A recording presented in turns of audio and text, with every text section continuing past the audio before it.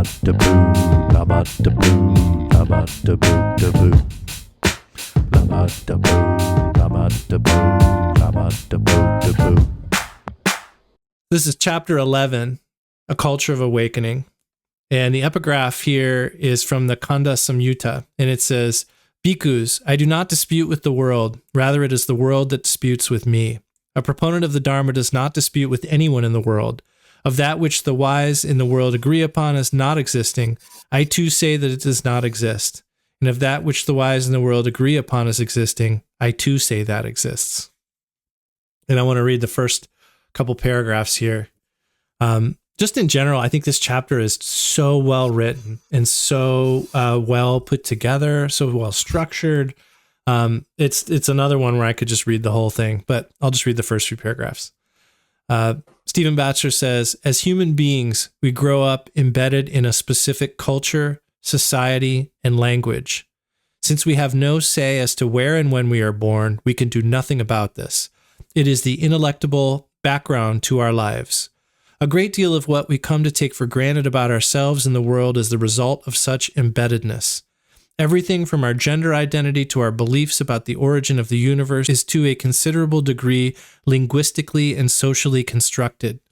It is not as though we can change our minds about such things on a whim. If, despite direct sensory evidence to the contrary, we are convinced that the earth circles the sun, we are embedded in the worldview of a naturalistic science. That view is not self-evident. The majority of human beings who have ever lived were just as convinced of the opposite. For people who were born into and grew up in a culture in which classical Indian cosmology was accepted without question, the law of karma and the reality of reincarnation were as self-evidently true as the worldview of modern science is to most people today. The former no more had to struggle to believe in karma and rebirth than the latter have to struggle to believe in the Big Bang and evolution by natural selection. In both cases, people would be hard-pressed to demonstrate their picture of the world to be true to anyone who did not accept it. Yet the picture is so self-evident to them that it would require a determined, conscious effort to abandon and replace it with something else. So this basic worldview thing, this is the kind of thing that I feel like we should be talking about a little bit more, because this also has a lot to do with habit. Like if we're trying to comprehend suffering, maybe a good place to start is what are the things that I just take for granted in my worldview or my culture? That's stuff we don't generally think about. So I do think there's an aspect of this that is just it's dharma to know a little bit more about what you're taking for granted, what's embedded, as he says. Mm-hmm.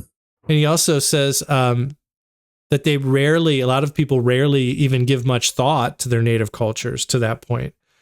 Just like we don't spend a lot of time thinking about how the earth is round, or that exercising and eating a good diet will make us feel better physically and mentally.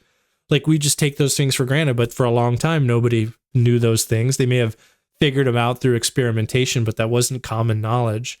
And I want to introduce here, I don't know, have you ever read Dzongtsar Khyentse Rinpoche's What Makes You Not a Buddhist? I have not. It's an interesting one, because I thought I had to look this up, because we're really going to talk about karma and rebirth here. I mean, I think one way to describe this whole chapter, as well as just being a summation of the book, is it really makes the case that karma and rebirth are non-essential parts of the Buddhist teaching. And that's revelatory to me. And so I wanted to check, because I admire Dzongtsar Khyentse Rinpoche, and I really have enjoyed his teachings, and I feel a connection with him. And he has this book, What Makes You Not a Buddhist? And I wanted to go back and see, is not believing in karma and rebirth one of the things that makes you not a Buddhist, according to Dzongtsar Khyentse Rinpoche? His book is about the 4 seals. So these are the things that make you not a Buddhist. So if you don't believe these things, according to Dzongtsar Khyentse Rinpoche, you are not a Buddhist. The first is, all compounded things are impermanent. The second is, emotional experiences, even those perceived as positive, can lead to suffering due to their fleeting nature and the attachment they generate. The third, all phenomena are empty without inherent existence. And the fourth is, nirvana is beyond extremes. It transcends dualistic concepts. Not included in that list, belief in karma and rebirth. Mm-hmm. Mm-hmm. And And I think that's because belief in karma and rebirth is not a defining criterion of being a Buddhist.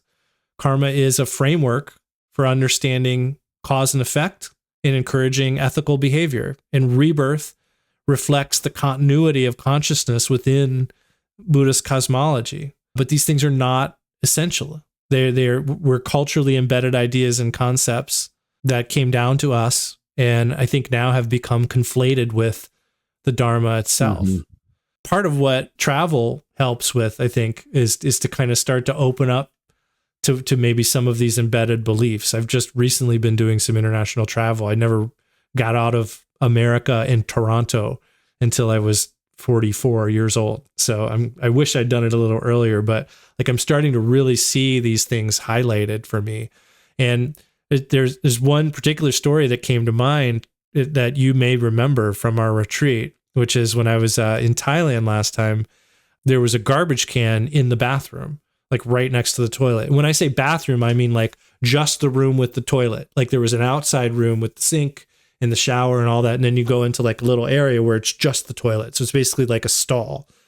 And I remember I asked my friend, like, why would you put a garbage can in the where the toilet is, you know? And she was like, well, that's where you put the toilet paper. Yes. Are you remembering the story I'm going to tell now? Vaguely.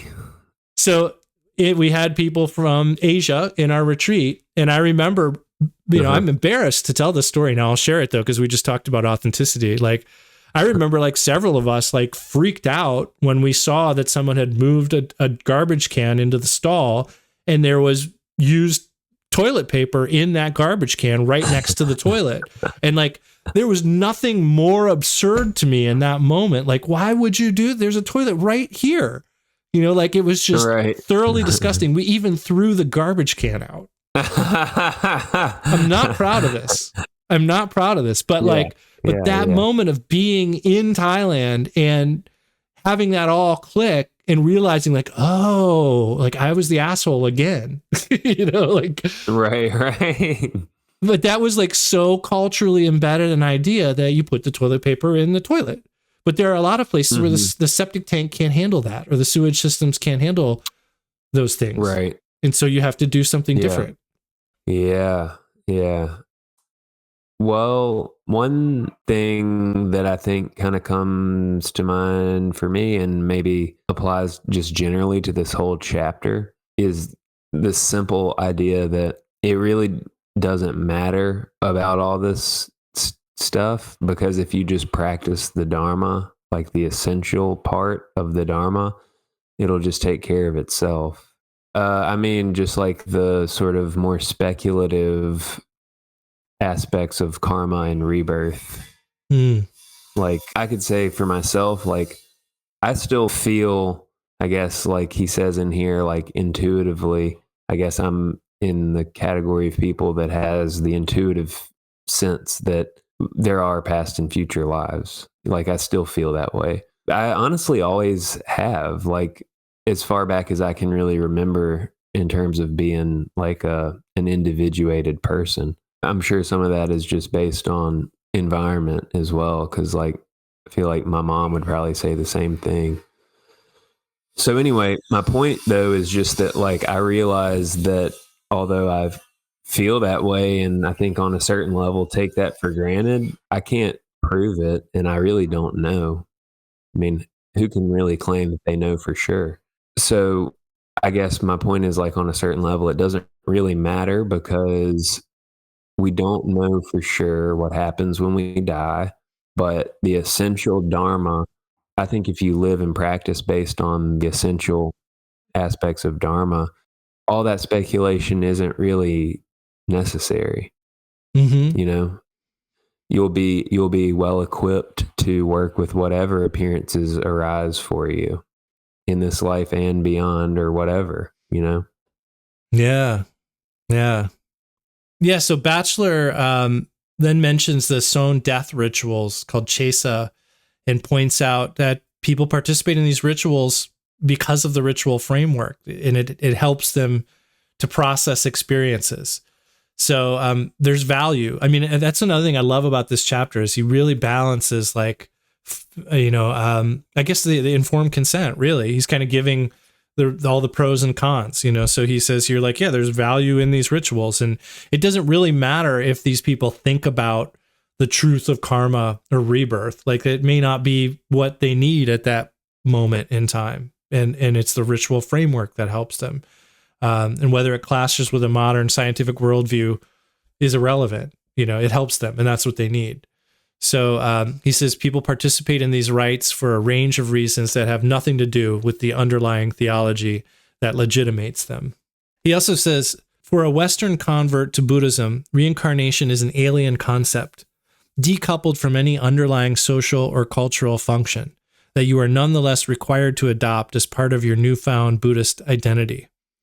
Unless you are one of those spiritual souls, like Mitchell, who is already intuitively convinced of the idea, it might take you a great deal of time and anguish to persuade yourself through reasoned argument of its truth. Like Adam, it is a foreign religious belief that you struggle to embrace in the context of an unaccommodating culture and in the face of skeptical bemusement of your peers. You are likely to take it far more seriously than your Asian co-religionists, but feel much less secure in its validity because, unlike them, you are incapable of taking it for granted. This chapter, man, I feel seen again and again in this chapter. Like, it really, really helped me. And he goes on to say how karma and rebirth is pragmatic, not a dogmatic framework. It is pragmatic. It's not meant to be dogmatic. We use frameworks as aids to assist our practice and to understand the world. I mean, there's so many frameworks we use, and frameworks are not inherently true. They're just methods of organizing things in our experience, and they're only useful if they resonate with the user. So to use the analogy of like harmony and dissonance, like a framework is not helpful if it's not resonating. So this was really, really helpful for me. Yeah. A certain percentage of my mind was a little bit rubbed the wrong way by that passage because I felt like maybe he was being a little snarky, but I mean, maybe I'm just making that up, but like this whole, like, one of these spiritual souls who is intuitively convinced of the idea.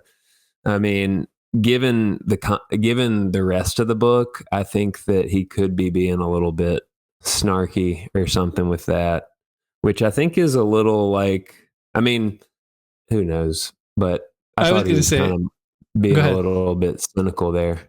It's possible, but I would invite you to consider the effects of privilege in this dynamic.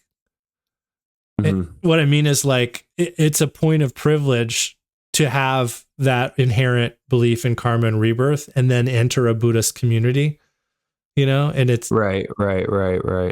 So, and then I think if anytime there's any like sense of like, oh, but maybe not everybody feels that way, then it's a little, I think it's kind of like, I think in a lot of ways, the whole model of privilege and othering, is like, it's always like, feels like a little bit like an attack when there's like some kind of highlight of the fact that like you may have it easier. I don't know that's exactly what it is, but I would just introduce that idea of privilege there. Yeah. I mean, could be, except that I think the other part of it, I mean, that very well could be the case, but the other part of it for me is just that I don't necessarily feel like it's that exceptional. To believe in karma and rebirth?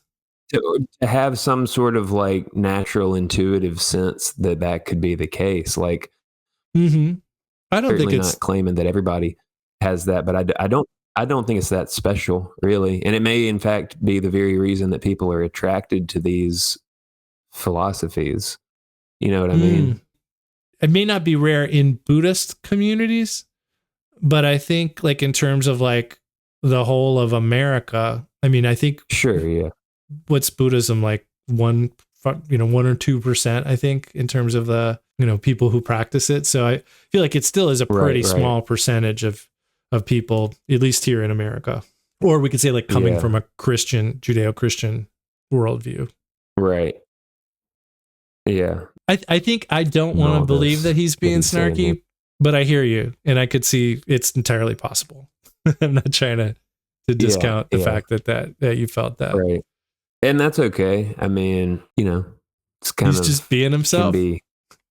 Yeah. Part 2? Sure, yeah. Mm-hmm. So part 2 starts, when Western Buddhists seek to defend their belief in rebirth, they cite traditional arguments found in the works of commentators such as Dharmakirti, but they also look to the empirical evidence of researchers who have studied cases of young children who claim to remember a previous existence. Having grown up embedded in secular modernity, such converts intuitively appeal to the authority of scientific research, even while, in other contexts, criticizing it as materialistic and reductive. And he goes on to explain the work of Ian Stevenson, who examined over 3,000 cases of kids who seem to recall details of previous lives.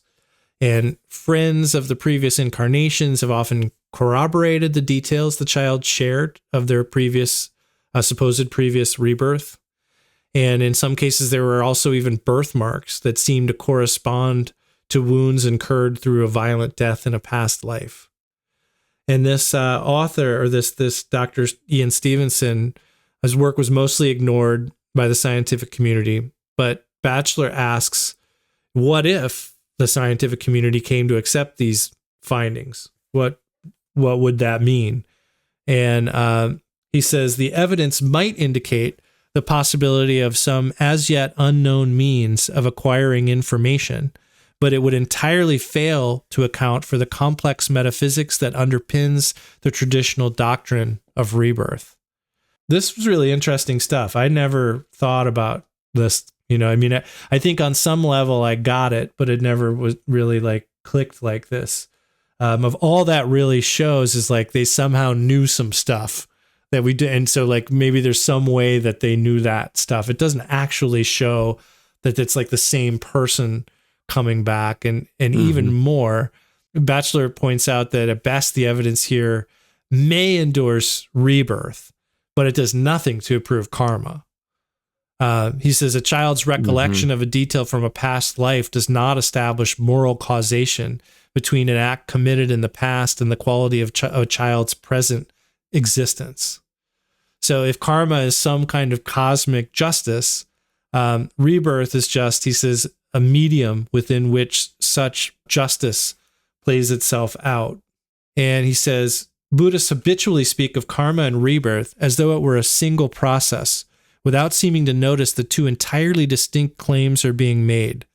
While belief in rebirth maintains that something, usually a subtle form of consciousness, survives physical death and transfers itself across time and space into a fertilized ovum, belief in the law of karma maintains that a person's current experience is determined by past behavior, and that actions committed now will have consequences in the future, even after death. Logically, therefore, anyone could accept the karmic law of justice while rejecting belief in reincarnation, and vice versa. So he says, what matters for secular Buddhists is to live a life in such a way that it results in a better world for those who will inhabit this earth after their death. They understand how both their personal actions and the deeds of a society or state that they endorse will have consequences long after their death. In accepting degrees of responsibility for these acts, they affirm a belief in natural justice, but they can do so without ever entertaining the idea that they will survive in any form to experience the results of those acts themselves. And I wanted to make a note here about claims about rebirth. And in particular, like one thing that stood out to me is my good friend Steve, Lama to Boot listener, had a great analogy. We may have talked about this before. I remember he gave me this analogy after you and I had a similar conversation, because I feel like there's these two aspects that we're always working with. And I think the rebirth here is like the forward motion aspect. We're like explaining the fact that things are moving and always moving on. And karma is like the quality aspect. And Steve had a great analogy, totally unrelated to our discussion, of being on a bike and riding a bike. If you're going to ride the bike, you have to be moving forward and you have to be balancing. So there's always these two aspects of like motion and then some quality, and I think this is kind of like that. Similarly, like, I don't know if I asked Rinpoche about this in retreat, But I know I thought it, and I remember specifically where I was sitting when I thought it. But I remember like thinking about who I'll be in a future life, and thinking about everyone who will follow me. Because whether I think of myself in a future life or people who are here after my life ends, in either case, I wouldn't be remembering myself in this life. And so I remember thinking like, myself in this life will not be in a future life regretting or rejoicing in what I did in this life. Can't I just think about doing things that will benefit other people in the future? Because I'm going to be another person in the next life, as far as I'm concerned. You know what I mean? Like, I'm not going to know where I was or where I'm going. So like, is there any difference with me thinking about doing things that will benefit totally other people in the future? Is that any different than trying to make decisions that benefit me in the future? Isn't that just the same mechanism? And I think he kind of gets at this in this chapter. And I think that view may seem like a little heretical or unacceptable to many Buddhists, but it's right in line, Batchelor says, with the convo with Thapnat Sivaka, where Thapnat Sivaka asks Gautama, there are some wanderers and Brahmins who voice the opinion and hold the view that whatever a person experiences, be it pleasant, painful, or neither, is caused by what was done in the past. What do you say about this? Sivaka's view here, Batchelor says, is much like the current Buddhist orthodoxy, particularly in his tradition where he was a monk, the Galupa tradition. But Gautama recognized a wide range of causes and conditions, from the humors of bile, phlegm, and blood to extreme conditions and more. And some things, he said, are the result of previous actions. To quote Gautama from the canon, he says, Sivaka, you can know for yourself how such experiences occur, and people in the world agree upon how such experiences occur. So Gautama, according to Batchelor, empowers Sivaka here to rely on his own experience for his answers. And he says he wants Sivaka to think for himself and engage in discussion with others to resolve such matters. And he is scathing about those who claim to answer such questions by piously repeating a dogma that neither they nor anyone else can either validate or invalidate. Gautama says, those who believe that all experience is caused by what was done in the past, Sivaka, surpass what can be known by themselves and what is accepted as true in the world. Therefore, I say that those wanderers and Brahmins are mistaken. So that was super helpful for me. I don't think there's any reason to argue for or against karma and rebirth. But again, this is one of those things where it was really nice to be able to untangle this knot that somehow got tied in the course of my learning Buddhism, and recognize that we have two different strands here, and I'm trying to follow the Dharma strand. And it for me, the karma and rebirth strand is unnecessary, but I totally see how it can be completely beneficial for people too. I don't know exactly how this will all fit in, but two things that sort of seem important to me. One is, so like he's saying in here that the doctrine of karma is a theory of cosmic justice. I feel like that's not quite right. Like at least it's incomplete. I mean, to me, that a little bit echoes the more like popular misconception of karma. You know what I mean? Like the idea that it's the hand of the universe doling out justice is not quite the right view. It's more, karma is more like literally like what you do. I mean, it's the quality, the texture of your experience based on your actions or your volition of body, speech, and mind, I mean, that's not to say that actions don't have results, obviously, but I think it's a little bit more like, for example, I always remember this story that Lama Yeshe, the translator, told me about how the previous Kalu Rinpoche answered a question about karma. It's like we all have this massive backlog of actions throughout all of our previous lives. But what you are doing moment to moment, what is the most prominent in your experience, is the thing that's going to sort of beget more and more. It's like the thing that's going to ripen first is what you're doing, what is most prominent, basically. So his whole thing was like, basically, like, we're all trying to become enlightened before we have to experience all the results of our bad actions. Like, it's like keeping the good thing in the forefront, basically, and I thought that was kind of that opens up a little more nuance in all of this, I think, because it's like karma is not just like experiencing the sort of punishment for what you've done. It's also the conscious choice of what you experience moment to moment. So I don't know. I think that kind of matters, because that distinction allows a little bit more cohesion as far as like how some things are just kind of random conditions, and also some things are our choice, Mm-hmm. Both are true. And then the other thing that I kind of wonder about here is like the distinction between reincarnation and rebirth.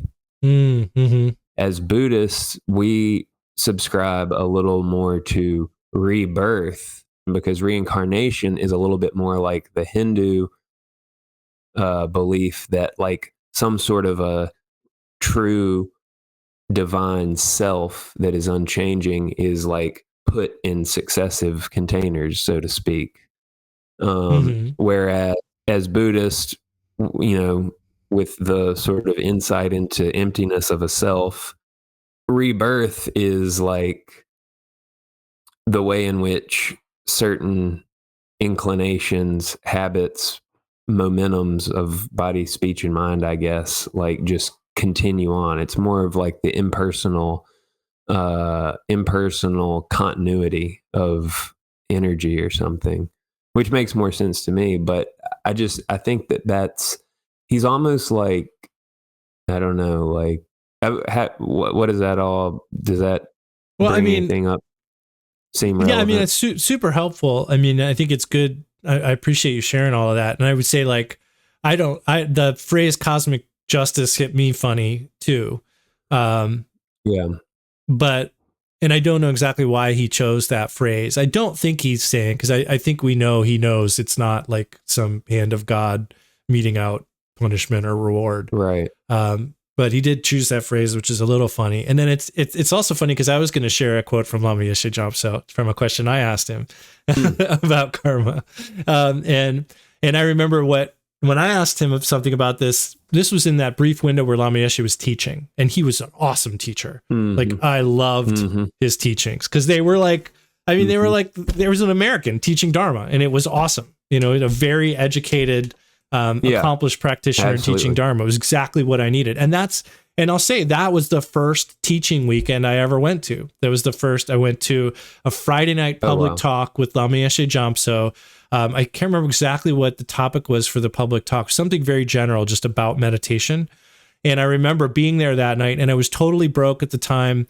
And I remember like asking someone who looked like they knew what they were doing, because it was like my second time in the building. I think I'd been to the KTC once and done some meditation. And then I like tried to find somebody, who was like holding a clipboard or something. And I said, like, I need to be here for this weekend. Like, cause it was Friday night, and then there were going to be like a teaching over the weekend, 2 on Saturday, 2 on Sunday. And I told him, like, I don't have any money, but I need to be here. Like, I need to see this, like the rest of this weekend. And the teaching was on the Four Noble Truths. So like the first teaching I saw was the Four Noble Truths, which was the first teaching of the Buddha and the first teaching I gave when I got out of retreat. And it was with Lama Yeshe Jomso teaching. And and it was amazing. And I could say a whole bunch more about that because it was awesome. But like, he is just like, I'm so glad I got to connect with him on that first visit. If I had come and it had been any other teacher, including Khenpo Karthar Rinpoche, I may not have come back.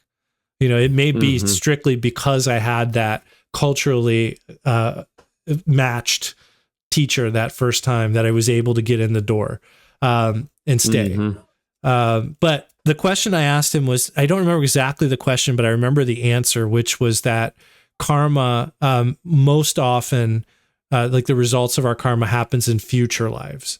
Like it was some kind of question about like, are we talking about something happening in this life? And his answer was basically like most of the vast majority of the results of your karma are in future lives, not this life. And Mhm. and I couldn't really get my head around that then, and I think that still extends to today. Like it's just, I think my Mhm. worldview Mhm. is just doesn't really jive with that. I mean, I can believe that that's the case, and I can appreciate that other people do, but it just isn't not my worldview. Um, Mhm.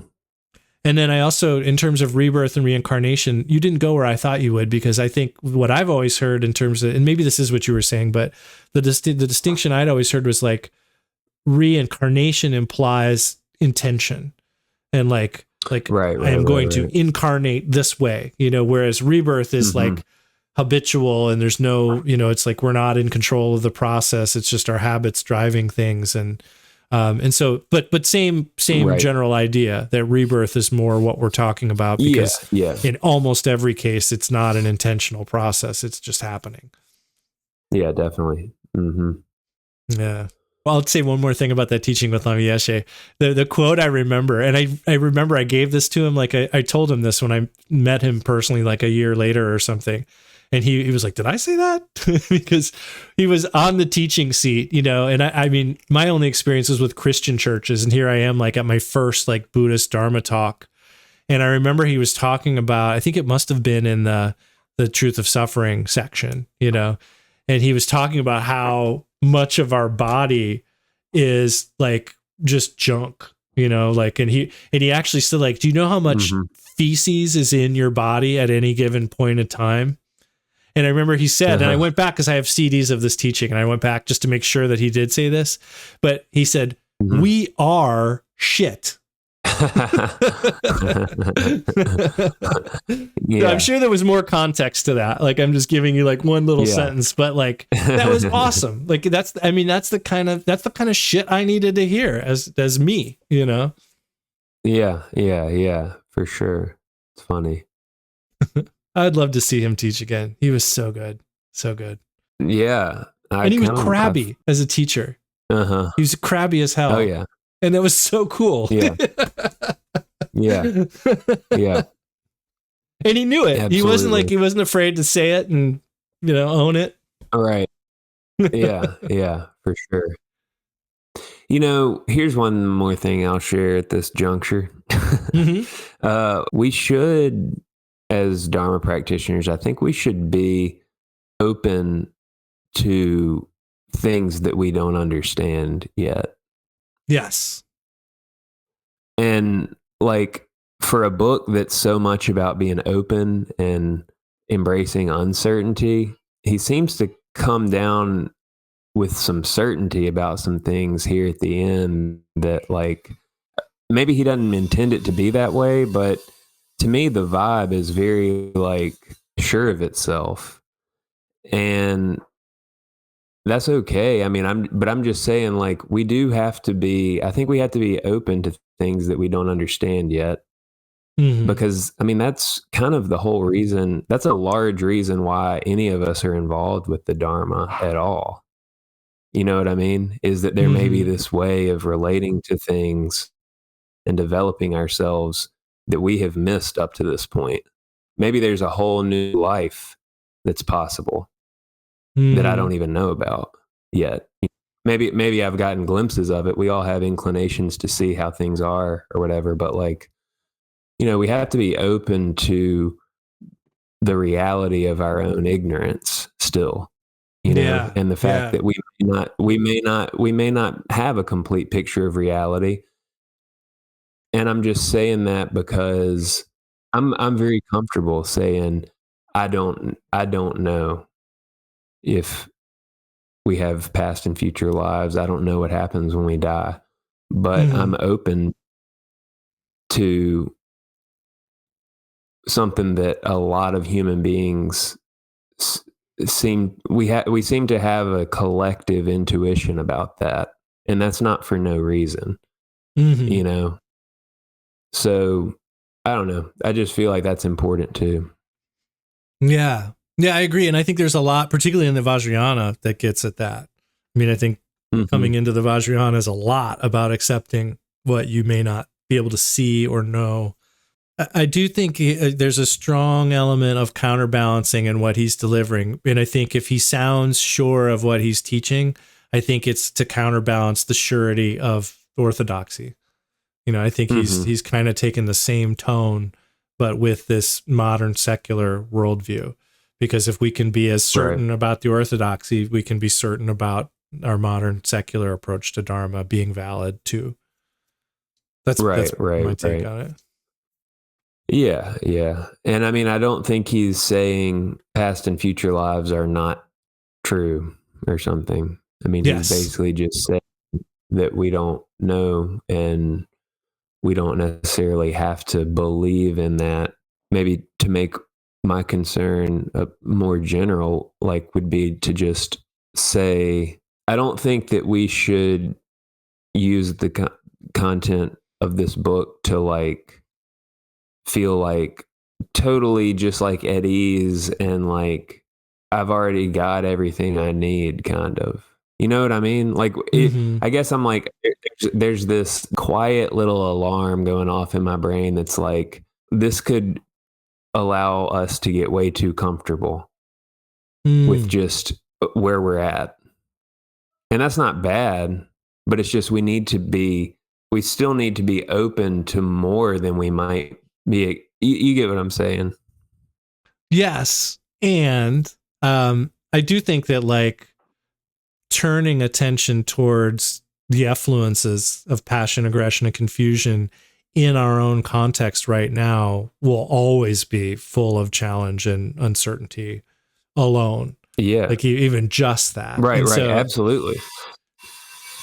So I think like, I see it like the way it hits me is just like, I have always thought until like this book, that there was some inauthenticity in me for not being inclined to believe in karma and rebirth, you know, and it's not, and maybe even, let me rephrase that, some inauthenticity that I really don't know, you know, like you said, like I was, you said you're comfortable with saying that. In a lot of ways, I'm comfortable with saying that, but I was never comfortable saying about karma and rebirth, because here I am deeply invested in the Buddhist tradition, Tibetan Buddhist tradition. And I feel like I don't really know about that. Like I'm not certain, you know, like, and so that felt to me like a failing. So like, I don't see it as, so to me, it was more just like giving me permission to not know, you know, maybe it got me to where you are, which is good, you know? Well, and to be fair, like if I don't know that I would have been saying the same thing 4 or 5 years ago also. I mean, I think that just like living life since being in retreat has done a lot to shift where I'm at, you know? Yeah. But I would also just say, just to like bring the perspectives together, like at the same, like I kind of am saying, aside from just the karma and rebirth thing, like I'm saying we shouldn't lose this openness or this suspension of certainty that like allows us to potentially perceive more depth in reality, right? Or whatever. Like we may learn things that we don't already know, right? Yes. But I would say at the same time, I would also, I kind of have the sense that more, or that greater depth or whatever, is found through tuning into this, to whatever, like in tuning into the present moment. Like, I guess I'm just saying, like, I agree with the basic like approach or methodology that he's putting forward, which is kind of just tuning into what is in this moment. You know what I mean? Yeah. Like that's, we're not going to find it somewhere else. So I feel like it's like this process of tuning into what is, but then also somehow being willing to be surprised by what you find at any given time. Yeah. And it's like, it really takes work. Some kind of work is not the right word to me. It's like, it takes an interesting combination of maybe like situating ourselves, or like there's an element of grace or something, like delicate. Yeah, that's beautiful. Yeah, it makes sense. Well, yeah, so then Batchelor points out that Stevenson's research into these kids who may or may not have been reborn or reincarnated might, in fact, be indicative of them being reincarnated. But he points out it does nothing to prove, again, this is something I never thought about. It does nothing to prove whether he or anyone else will ever be reincarnated again. So like one child, even if they, it does prove that he was reincarnated, that does nothing to show that other people will be reincarnated, or that he will be reincarnated again. And he offers this idea of like an equally reasonable hypothesis, which is a 2-stage life, like a caterpillar or a butterfly. It could be one life as one thing and then another life as another thing. And that could be the whole story, and that's just a completely different way of looking at it. That's equally valid given the evidence. In the traditional Buddhist worldview, though, all sentient beings have had beginningless series of rebirths with an endless series of future rebirths. And Batchelor points out that also that whatever goes between lives is, if it's something immaterial, how is it able to interact with a material body? Which also seems to overlap with what Gautama said about knowing whether the animating spirit and bodily matter are identical or different would not be an aid in practicing the fourfold task. So, of course, I've turned to these Stevenson. I didn't know his name, but I've at times, as for thought experiments, turned to, there is research that shows that, there's evidence that children were reborn, and use that as a way to kind of buttress my unsteady belief in karma and rebirth. And but it was interesting because nobody I talked to ever pointed out that there's a whole lot of other ways of viewing that research. I was looking at it. That's the problem with research, right? If you've got a point to prove and you're trying to prove a thing, and that you've got an agenda, you're going to make the data match the agenda you're trying to achieve. And that's what I was doing. I wasn't really trying to test it. I was trying to find evidence of what I want to believe. And so it was helpful for me to see there's other ways of looking at this. Yeah. And we're now on part 3. I actually subtitled part 2, When Worldviews Collide. Worldviews are colliding, Jerry.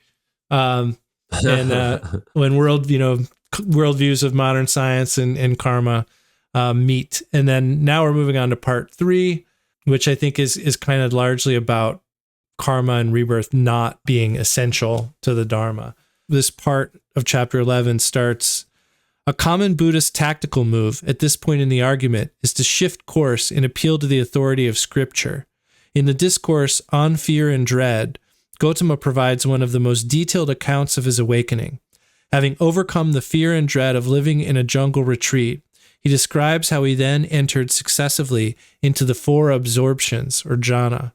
When my concentrated mind was thus purified, bright, and unblemished, he says, I directed it to the knowledge of the recollection of past lives. I recollected my manifold past lives, that is, 1 birth, 2 births, 3 births, 100,000 births, many aeons of world expansion and contraction. There I was so named, of such a clan, with such an appearance. Such was my experience of pleasure and pain, such my life term. And passing away from there, I reappeared elsewhere. This was the first true knowledge attained by me in the first watch of the night. About this passage, Batchelor says that this does not describe Gautama's awakening, because what it actually describes is a spiritual power that Gautama himself has cited many other wanderers and Brahmins as having.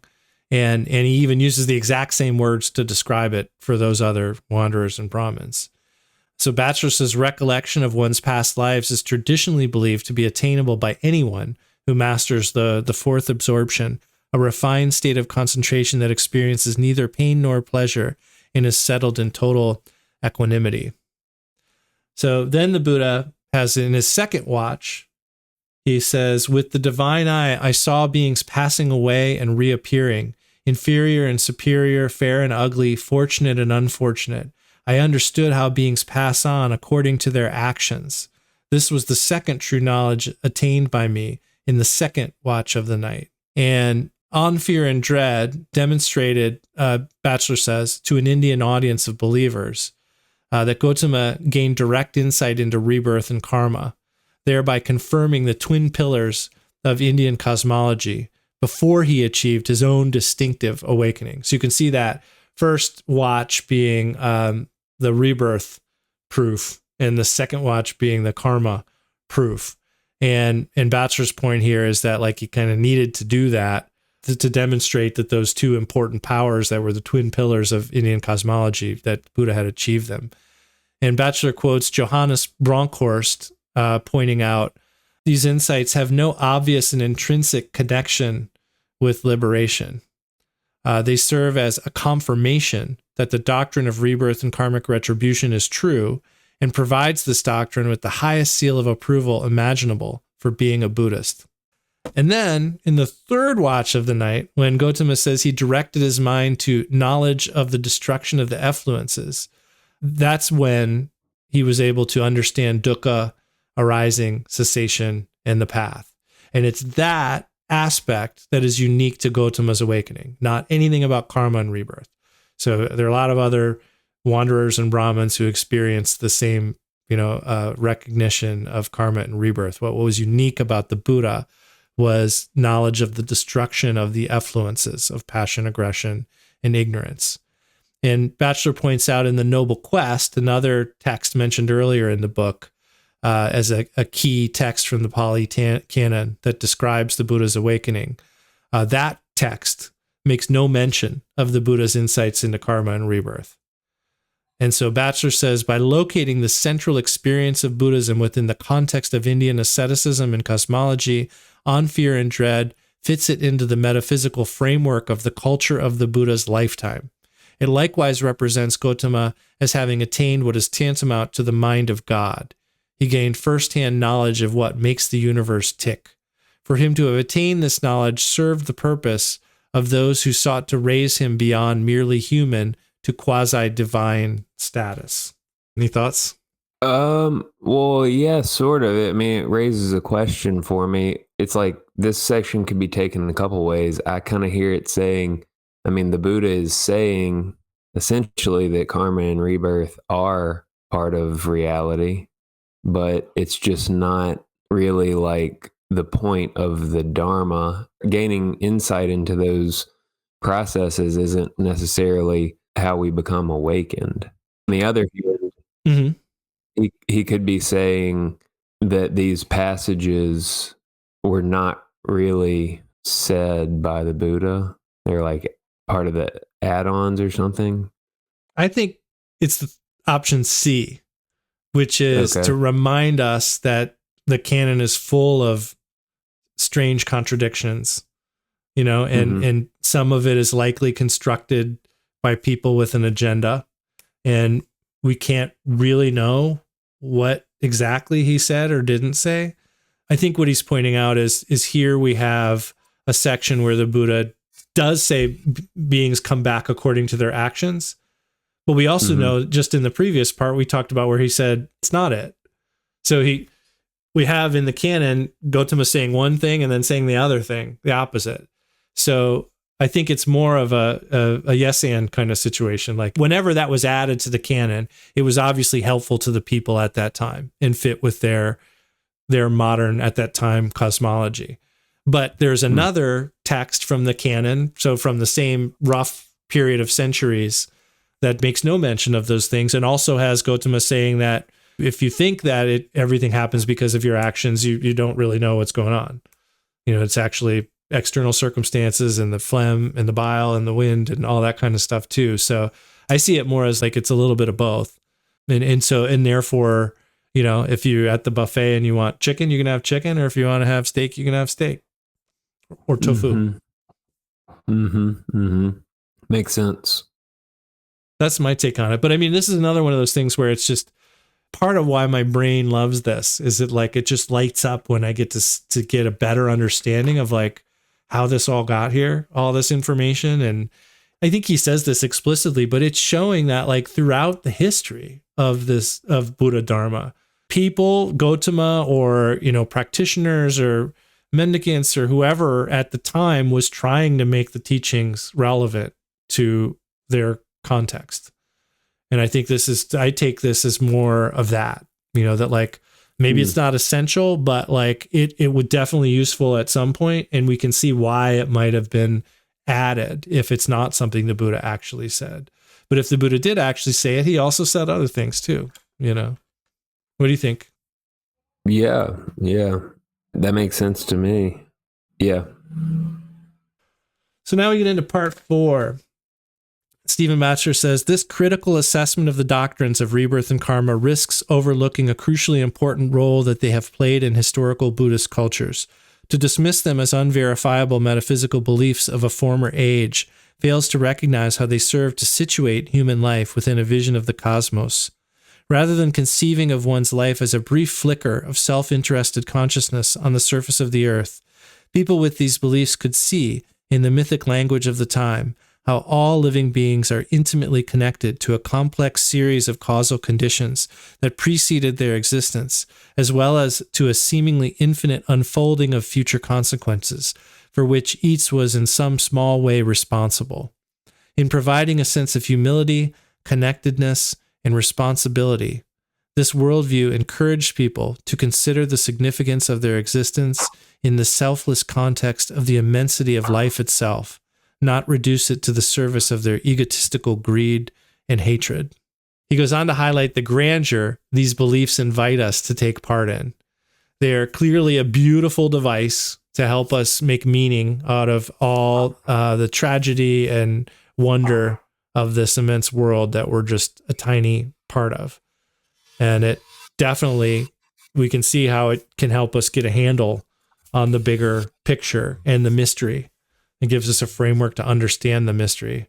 But, he says, a sense of the sublimity and interconnectedness of life does not require retraining or reverting to the cosmological beliefs of ancient India. Secular modernity provides an entirely adequate alternative. And he goes into detail talking about the past 200 years of scientific developments, all the developments in natural sciences, which tell an equally big and glorious story, which he says more than compensates for the loss of pre-modern religious worldviews. And I just made a note, I love that phrase, more than compensates for the loss of pre-modern religious worldviews. I read this and was like, yes, that's what I've been feeling all of these years without being able to say it or put a finger on it, out of fear that I'd be a bad Buddhist. You know, that's exactly the way I felt. It's like, do I have to revert to this, you know, ancient belief that came before science? You know, like I'm on board 100% with what he's saying here, that like we have frameworks that are that serve the same purpose equally as well. And he quotes Charles Darwin from On the Origins of Species, when Charles Darwin said, "There is grandeur in this view of life with its several powers, having been originally breathed into a few forms or into one, and that, whilst this planet has gone cycling on according to the fixed law of gravity, from so simple a beginning, endless forms most beautiful and most wonderful have been and are being evolved." If we take seriously the Buddha's remark at the head of this chapter, and of that which the wise in the world agree upon as existing, I too say that it does, it is hard to conclude that he would have rejected the work of Darwin and his followers, the wise of the world, simply because it conflicted with the opinions current in Kosala and Magadha in 5th century BCE. As a pragmatist, what ultimately mattered to Gautama was not whether this or that opinion about reality was true or false, but whether the opinion supported or impeded the practice of the fourfold task. Far from impeding the practice of the task, the worldview of modern science provides it with a sound and fertile foundation. The practice of mindfulness, for example, is liberated from the dogmatic constraints of Indian metaphysics and afforded new possibilities that extend its benefits beyond the narrow context of the Buddhist religion.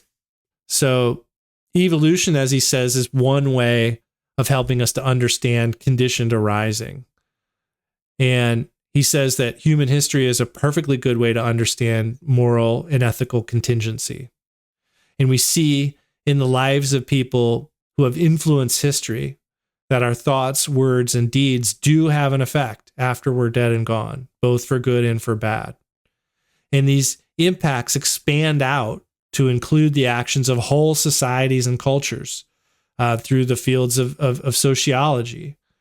And when we come back home to ourselves, psychology is incredibly effective in helping us to understand how our previous experiences and strategies, even back into our childhood, are shaping our current sense of self and well-being.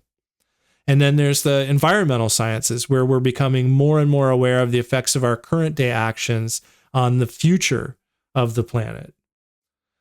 So Batchelor says, rather than concern ourselves with our own hypothetical rebirth, we are challenged to assume a heightened responsibility for this planet and the continued flourishing of its inhabitants, human, animal, and vegetable, as we live our lives now. He says these things connect us deeply with a sense of moral responsibility in practical and immediately recognizable ways. It brings the Dharma firmly down to earth, in his words. The last paragraph says, this secular vision teases out the intuitions of the doctrines of karma and rebirth in vivid and compelling detail. Biology, physics, ecology, psychology, and history provide boundless illustrations of conditioned arising made flesh, from the most intimate details of our own mental states to the most devastating accounts of melting polar ice caps. This vision is likewise able to awaken and fine-tune our moral sense. It brings the Dharma firmly down to earth. Before our stunned gaze, the dukkha of which Gautama spoke is rendered more immediate, palpable, and extensive than ever before. The need to respond to it, unconditioned by the instincts of reactive, egoistic greed, has reached a point where the very survival of life on earth may be at stake. This vision does not, however, constitute a plea for a socially engaged Buddhism. It is a plea to recover what the Dharma has always been about, embracing the suffering of the world, letting go of reactivity, and experiencing that still, clear center from which we respond to the world in ways no longer determined by self-interest alone. Yeah, I had marked the very end of that paragraph as just like another good restatement of the fourfold task. Yeah. I'm curious what your thoughts are about like why he said it doesn't constitute a plea for a socially engaged Buddhism.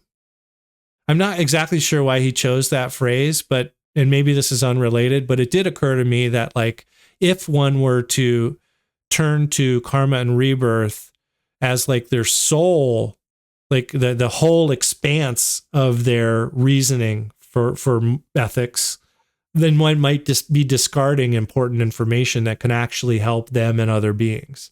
And so I feel like there may be an argument in here not to leave karma and rebirth behind, but to make sure that you're definitely including modern science as well with it. Mm-hmm. And that if somebody were to just kind of only turn to karma and rebirth, then they're actually maybe hurting themselves and others in the process.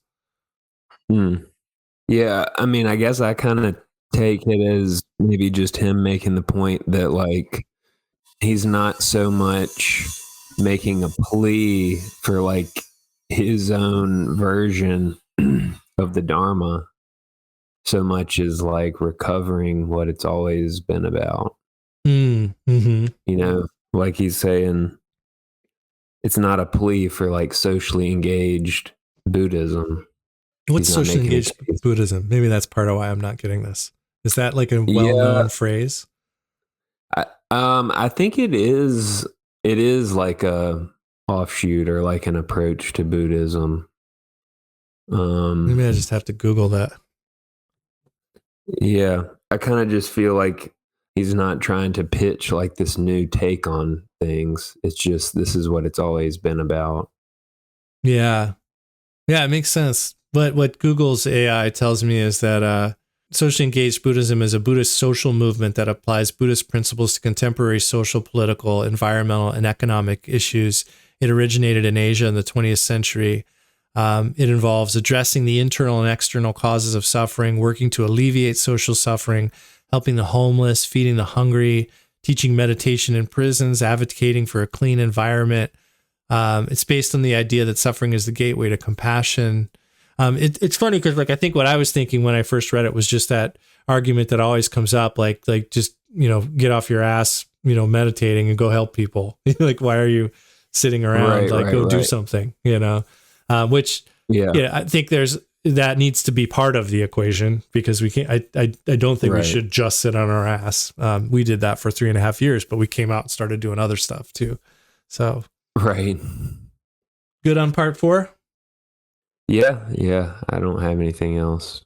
Right on. Part 5. The real problem with rebirth is not suffering periodic hellish torments or other forms of acute pain in different realms of existence, but undergoing the same cycle of birth and death again and again for eternity, unless one does something about it. Rebirth is a metaphor for hell. If we remove the metaphysical carapace and strip the concept down to its psychological existential core, we arrive at repetition. This is explicit in the Pali term punabhava, usually translated as rebirth, which literally means again becoming. A modern translation might be repetitive existence, which highlights how a life conditioned by reactivity is one that goes round and round in circles. You may expend a great deal of energy and time on many different things, but at the end of the day, you find yourself back in the same state of bored restlessness whence you set out. You realize with a sinking feeling that existentially you have achieved nothing. It is as though you have been running on the spot, like a hamster on its wheel, a dog chasing its tail, without getting anywhere. So, one could consider rebirth literally and strive to do good in order to avoid a negative existence in our next life. But we could also think of it simply as being locked into cycles of reactive behavior, he says. In this case, the goal of the practice is to stop thinking, speaking, and acting reactively, thereby liberating ourselves to respond to life unconditioned by such impulses. Instead of lying beyond the transient suffering world, nirvana is revealed to lie at the very heart of our own sentient experience here and now. And I think this is really cool because I'm going to use you as an example here. Like, because if I had to like sum up, especially from earlier seasons, like I always appreciated the fact that like, I think I was always kind of talking in like karma and rebirth terms and as in like nirvana as the end goal thing. And you were, I always felt like you were always like the advocate for like, but nirvana's here right now, and I think it's really neat that here we are in this conversation and you're not advocating, but you're explaining how you naturally believe in karma and rebirth, but you also have this strong, connection with like nirvana in the moment, and I think you're a great example of like a balanced practice of the Dharma in this way. You know what I mean? Like those two views don't conflict.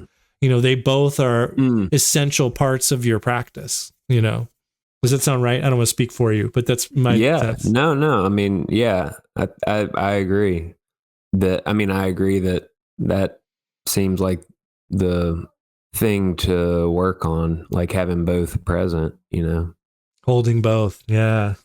Yeah. And I mean, that's been an enduring theme of this whole book, I think, kind of just being open to multiple things being true at once. Yes. So Batchelor asserts that endorsement of this secular understanding of the Dharma is personified in Buddha's relationship with Mara, the embodiment of reactivity in demon form. Batchelor says he is not in any sense a historical figure, Mara here, but a mythic personification of evil. I love this part. Unless we think of Mara as a talking apparition, it is difficult to treat him as anything other than a symbolic way of representing something about the Buddha himself. As Gautama became elevated to increasingly inhuman degrees of perfection, it became correspondingly difficult to accommodate the conflicted humanity of a man who had to deal with crises and betrayals, as well as his own sickness, aging, and death. The problem was solved by splitting him into two, the all-good Buddha versus the all-bad Mara. Suppressing every trace of ordinary humanity in the figure of Gautama perhaps made it inevitable that an autonomous counterfigure would come to function as his shadow. And Batchelor goes on to say, a central paradox in the life of Gautama is that of a man who famously conquered the forces of Mara on the night of the awakening, only to continue for the remaining 45 years of his life to have intimate dealings with the very same forces. Clearly, then, he did not successfully delete reactivity from his experience. It was not, as the discourses say, cut off like a palm stump, never to arise again. Rather, he had discovered a radically new way of coming to terms with reactivity.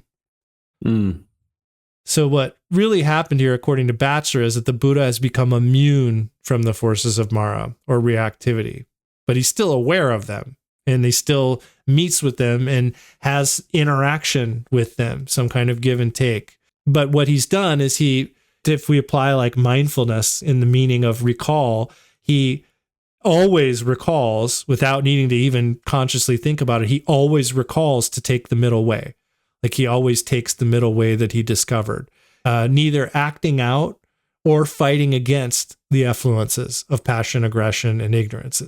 And that's an applied middle way. That means not that the effluences embodied here by Mara are just gone. It means he continually has to meet with Mara and repeatedly choose the middle way again and again and again. And he understands what's happening. Hence the phrase that's often used at the end of his dialogues with Mara, I know you, Mara. And that's a phrase I'm going to start trying to integrate into my life as practice. I know you, Mara. I thought that all this content about almost like the inevitable arising of Mara in relation to the Buddha was kind of some of the most compelling content of the chapter. Like they're kind of like two sides of the same coin. We have both of them inside of us. Yeah. Yeah. Right after that in the book, Batchelor says, I love this quote too. Nirvanic freedom is the result of understanding how reactivity works. It is not the result of uprooting reactivity. Right. We do use that phrase uprooting a lot, in this cutting off like the palm stump. But I mean, I guess there's value and utility in that as well. And part of this is, I keep using the phrase counterbalance, and it's not by accident. Like, I think in our culture, we maybe need to lean more into that. Like, I don't want to speak for everybody all of the time, but I think there may be an argument that like in our modern secular culture, that's the side we need to lean more into.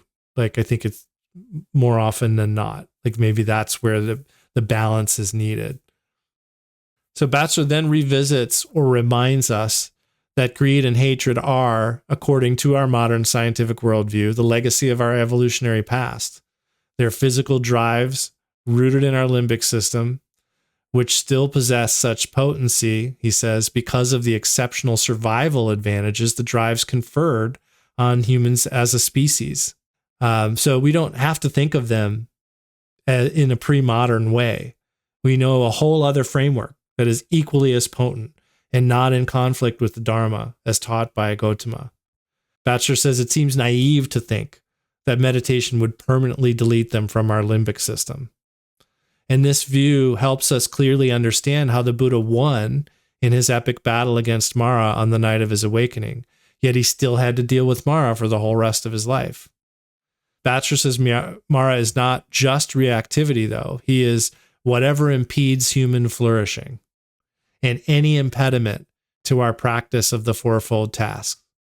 He cites a debilitating stroke, a patriarchal culture, a despotic government, what up USA, an oppressive religion, grinding poverty. These, he says, can prevent our flourishing just as effectively as our own greed and hatred. So that was really helpful for me too, because I think I was kind of thinking of Mara as just the effluences, but it's any of the things that can cut us down, Mm-hmm. And then we come back to the metaphor of the dance, this beautiful metaphor that keeps coming up. He says, to embrace suffering means to embrace Mara. To let go of reactivity means to let go of Mara. And he says, to adopt such a stance vis-a-vis Mara offers a way of living in this world that is premised on the still, radiant equanimity symbolized by the figure of the Buddha. We suddenly see two faces in profile rather than a vase. In a gestalt switch, Mara becomes Buddha. A closed mind becomes an open mind. Carelessness becomes care. Death becomes the deathless. Mine becomes not mine. But he says it goes both ways. According to Huineng, the sixth Song patriarch, he said, therefore we know that, unawakened, even a Buddha is a sentient being, and that even a sentient being, if he is awakened, in an instant of thought, is a Buddha. And this part closes, if Mara is a way of describing a repetitive existence that goes nowhere, then Buddha describes a way of being in the world that unfolds as human flourishing.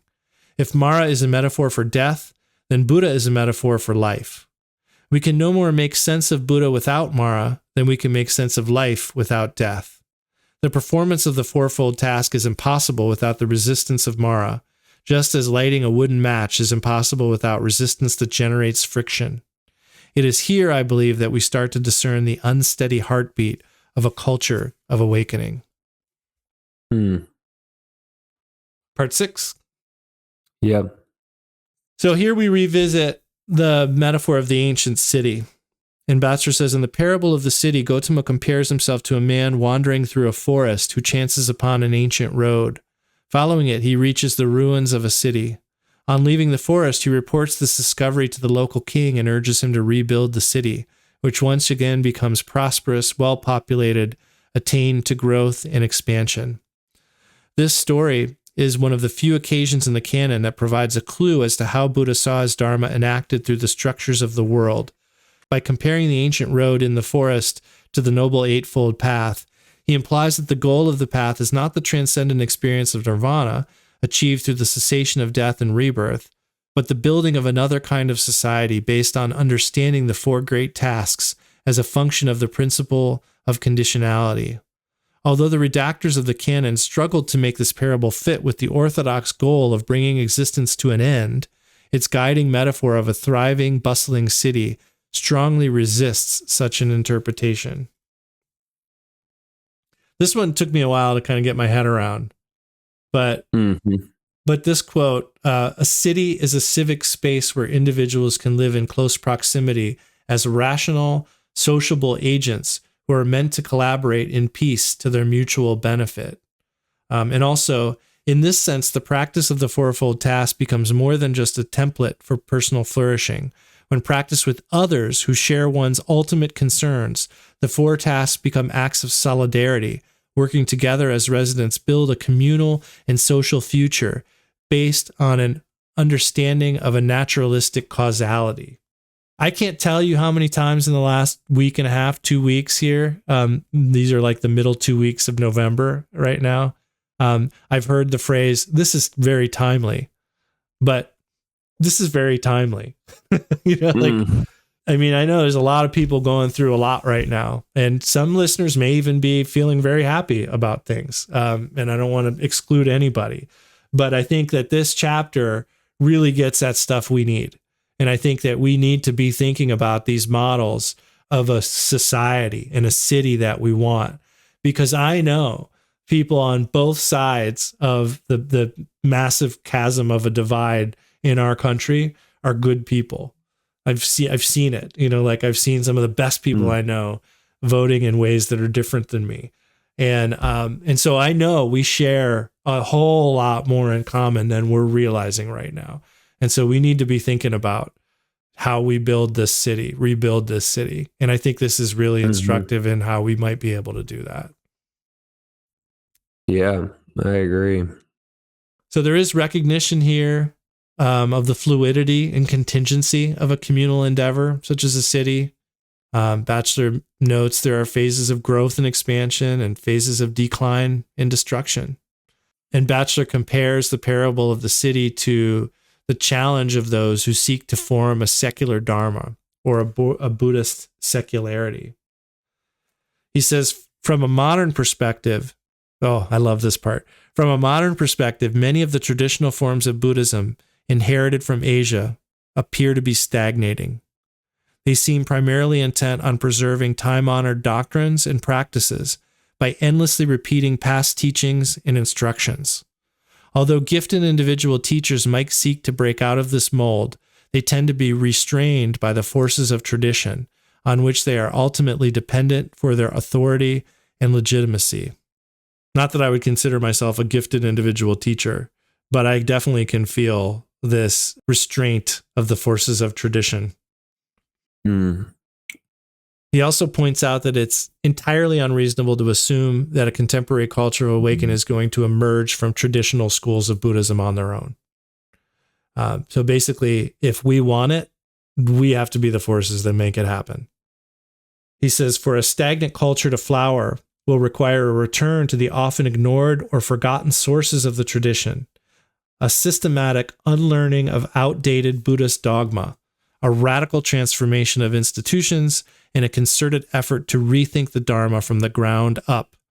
The primary and crucial question for those who are drawn to the possibility of such a culture will be how to create, sustain, and develop a Buddhist community based on the principle of conditionality and the practice of the four tasks. We touch here on the idea of the word Sangha.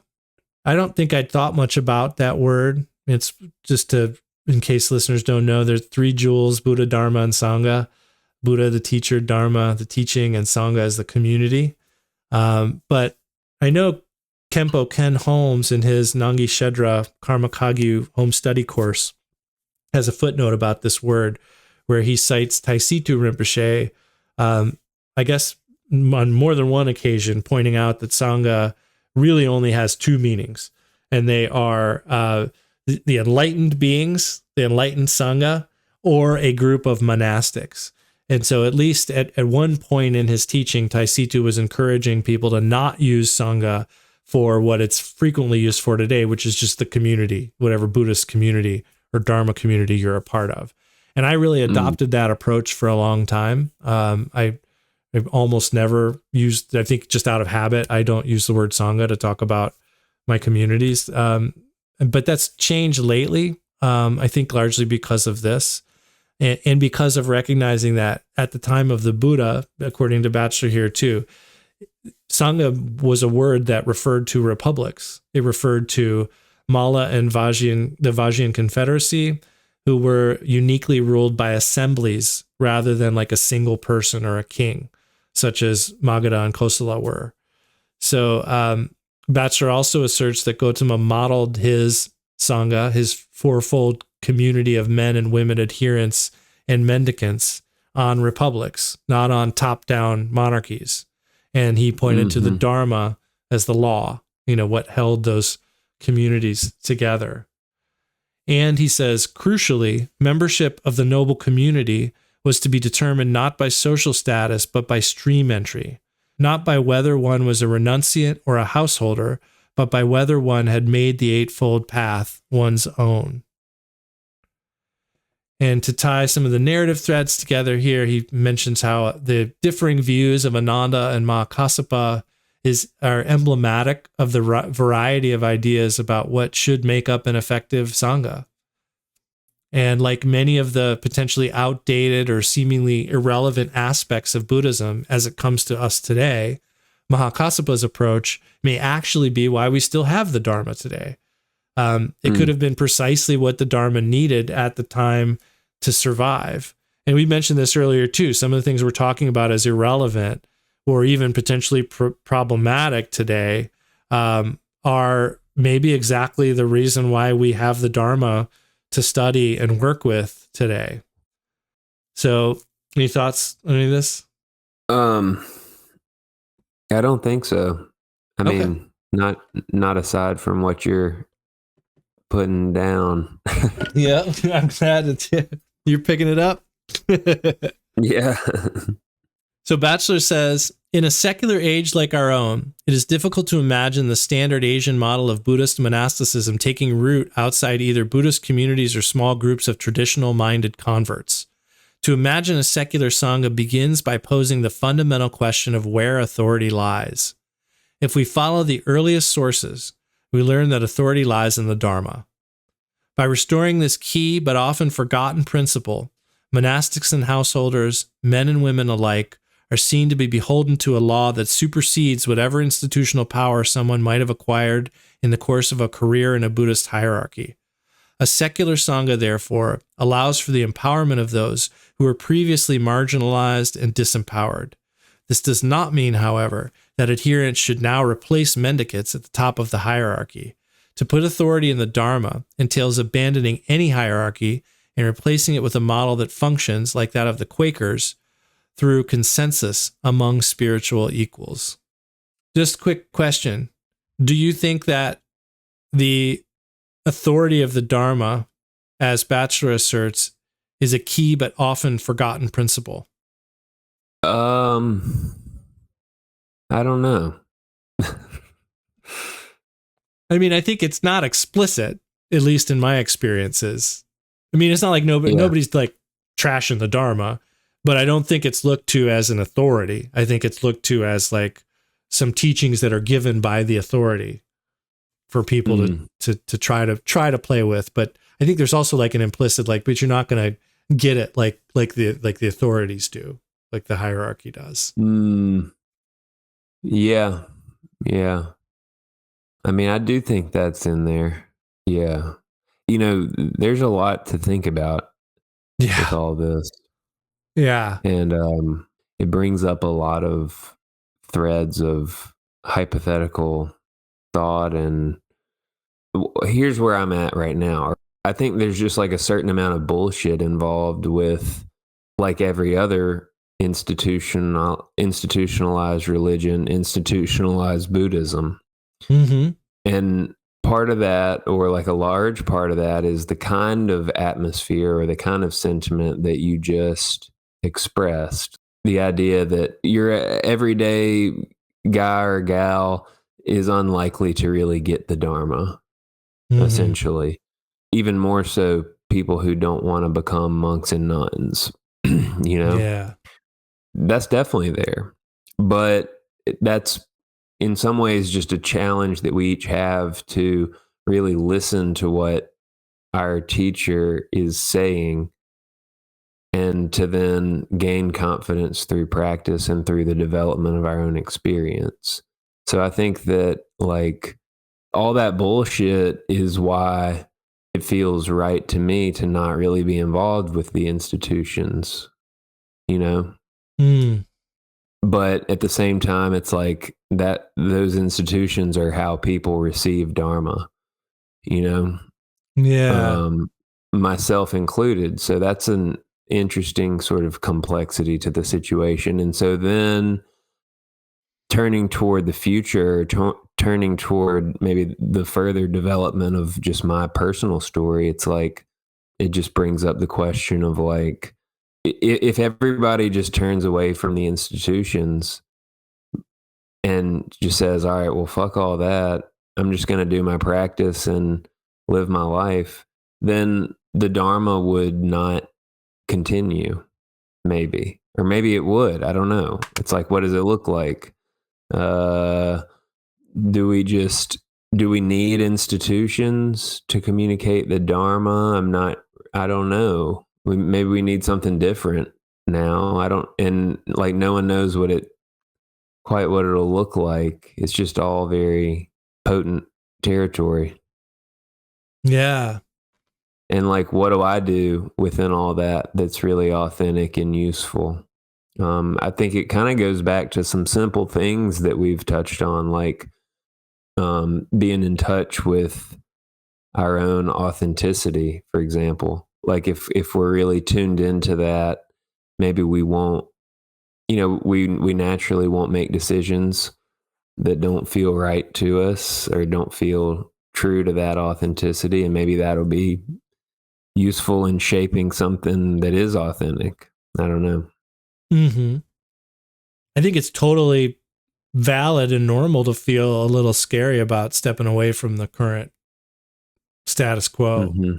We're trying to not necessarily upend, but change, do some fundamental change and try to enact that. I mean, I think, well, first of all, I'll say we're doing it right now. You know what I mean? Like this is, we are doing it, so it is happening. I mean, and we are actively engaged in it.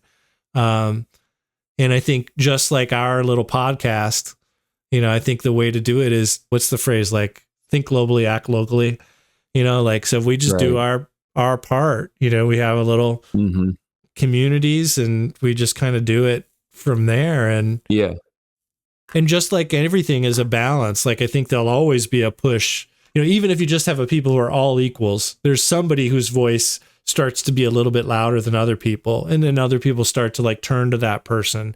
But if there's an express equality to the group and the authority is constantly, people are reminded that the authority is constantly the Dharma, not an individual, and that the Dharma is expressed in manifold ways, in manifold people, in manifold context, in manifold times. Like, I think that brings it back to the productive, the community kind of view, as opposed to like the hierarchy, the top-down hierarchy.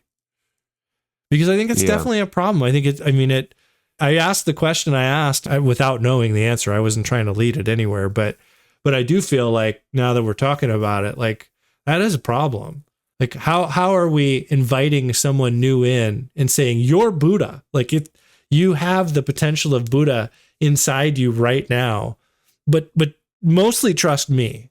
I'm the one who's going to tell you what Dharma is and what the Buddha said and thought. And those two things are kind of in conflict.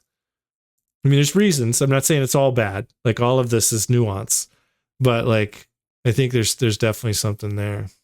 Yeah. Yeah. He goes on to say, a secular Sangha is a community of like-minded, self-reliant individuals united by friendship who work to mutually support each other in their own flourishing. See, we're a Sangha. We got it going on right now. He says, such a community is an ongoing practice. It requires commitment and action. As a living community where all members regard themselves as works in progress, it is an unfinished project. Martin Buber makes an Buber? Let's say Buber, because then I won't laugh. Martin Buber makes a useful distinction here between a community and a collective. Whereas members of a collective surrender their autonomy to achieve a common goal, the members of a community create a network of friendships that support and celebrate the individuation of each member within the context of a shared set of values. But he asks, could that be too utopian an ideal? And I think he means it. Like, does it work for now? You know what I mean? Like, I think that's another important question. Like, it's not just, is it too utopian in a general anytime sense? It's maybe like, is it too utopian for who we are right now?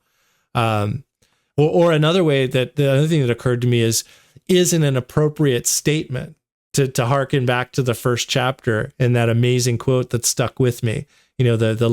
The joy, I can't remember exactly what it was, but something like the culmination of a life's work, is an appropriate statement. So is this idea of a community, a secular Dharma community, too utopian for now? Another way to say that is that an appropriate statement for where we are right now? And he closes out this part by saying, the Buddhist of he says, so how are secular Buddhists to create, sustain, and develop a Sangha based on communal, Dharma-oriented principles? How are they to find a middle way between autocratic and hierarchical religious institutions on the one hand, and isolated, alienated individualism on the other? This is the challenge. Yeah. So let's contemplate that, and we'll come back and do the last few parts of this chapter. For our listeners, we'll be back next week, but for us, we got some time to get this all figured out. And then by the time you listen to the next episode, we're going to have exactly the right answer for all time. We'll give it to you, and you'll know exactly what you have to do. Trust us. We're the authorities, and Totally kidding. Of course. We're gonna start a religion based on it. Mm-hmm. Exactly. Yep. All right. Well, we hope you all are having a good holiday season, and we'll see you next week. Peace.